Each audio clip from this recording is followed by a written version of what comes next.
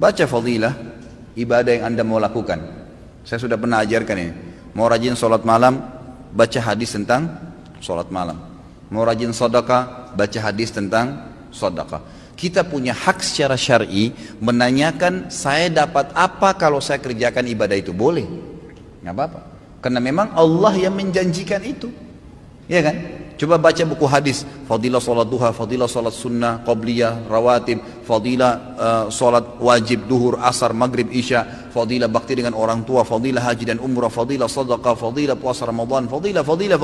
Apa itu fadilah? Janji positif Allah di ibadah yang akan kita lakukan. Kalau mau termotivasi, untuk apa kita mau ke satu tempat? Karena ada janji yang, ada sesuatu menjanjikan yang kita dapatkan di sana kan. Untuk apa kita kerja satu perusahaan? Karena ada janji gajinya lah, prestasi dan seterusnya. Begitu, manusia memang kalau dijanjikan baru mau bergerak. Maka wajar kita baca janji Allah di ibadah itu, kita akan termotivasi. Yang kedua, jauhi semua fasilitas maksiat. Karena semua yang membuat orang malas ibadah, karena ada dosa. Selama antum masih terlibat di dosa sekecil apapun, maka akan mudah sekali tergelincir untuk malas ibadah. Tergelincir itu. Saya sudah pernah jelaskan, ibadah punya kenikmatan, dosa punya kenikmatan, tapi nggak bisa disatuin. Nggak bisa disatuin, tidak bisa disinkronkan, tidak mungkin. Harus pilih salah satunya.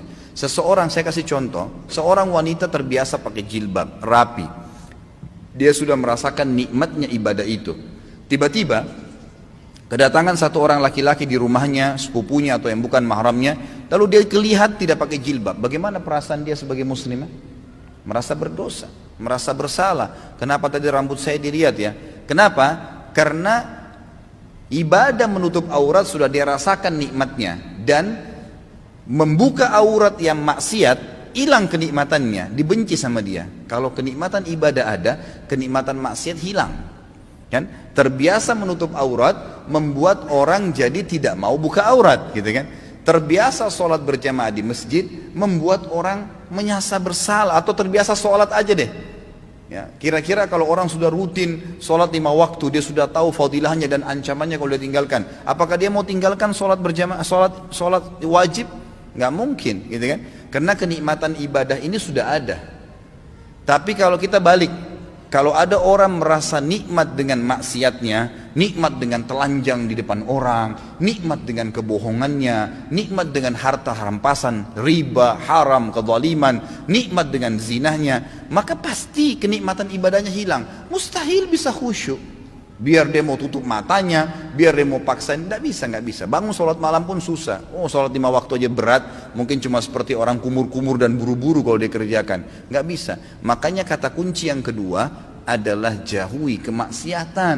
Maka kenikmatan ibadah akan didapatkan. Yang pertama, bekali diri dulu dengan ilmunya. Dapat apa nih kalau saya sholat malam, kalau saya sedekah, baru kemudian jauhi semua fasilitas kemaksiatan. Yang ketiga, ini nggak kalah penting, bentuk komunitas yang soleh dan soleha.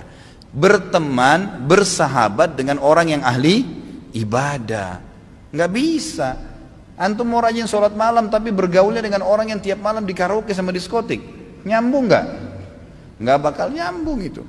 Tapi kalau orang yang memang tidurnya habis isya langsung, atau dari majelis ilmu seperti ini terus bubar, Masya Allah, nanti malam ya saya miss call jam 3 kita tahajud ya, ngingatin temannya, pasti. Atau ngomongannya tentang apa? Kayak majelis ilmu seperti ini kita 2 jam, 3 jam duduk, apa yang kita bicarakan? Qala Allah, qala Rasul, kisah orang saleh, tulisi pendapat para ulama, ada kenikmatannya, gitu kan? Ada ibadah yang kita rasakan, ada sesuatu yang kita dapatkan di situ. Maka teman-teman yang terbiasa dengan ini, nanti dia akan bilang lagi, kayak minggu depan itu, atau mungkin hari Senin ada ustadz ini loh di masjid ini, oh ada ustadz ini di sana kalau pagi, oh ada tablik akbar nanti di sana, oh ada CD-CD-nya Ustadz Khalid tuh di situ, ada ceramahnya si Ustadz Fulan ini di sana. Jadi yang dibahas itu kan, yang dibahas masalah itu. Jadi kita akan terus terbawa dengan pembicaraan yang positif. Makanya boleh mengenal siapapun, tapi bersahabat tidak boleh kecuali orang-orang yang soleh dan soleha. Memang begitu. Yang kalau kita buat salah diingatkan, kalau kita buat baik didukung, maka itu penting. Tinggalkan semua teman-teman yang bobrok itu. Boleh menasihati mereka, mendakwai mereka, mengingatkan, tapi bukan menjadi sahabat, bukan berbaur dengan mereka.